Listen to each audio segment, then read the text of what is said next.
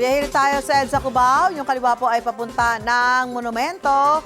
At yung kanan pa Makati City, gaya na nakikita nyo sa inyong mga TV screen, yung papunta po ng monumento ay maayos pa, tuloy-tuloy pa, walang balakid yung mga motorista natin sa kanilang paglalakbay. Samantalang yung mga papunta po ng Cubao at Makati, medyo mabigat po ang daloy. Bahagya na lang po umusad yung mga sasakyan dahil sa kapal po nung mga sasakyan na bumabagtas ngayon sa kahabaang ito ng EDSA patungo ng Makati at Cubao, particular ho dito sa aming lugar sa may EDSA Cubao. Tingnan naman natin sa EDSA Tramo.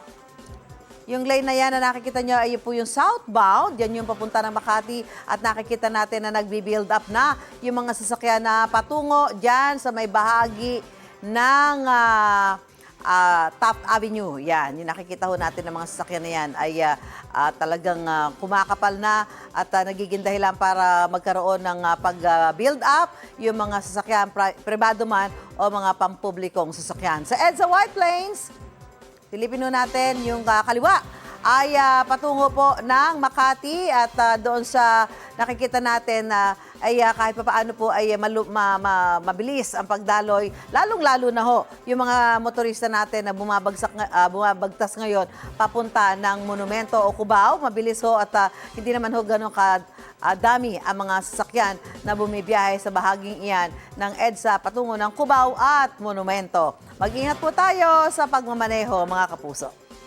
Gusto mo bang mauna sa mga balita?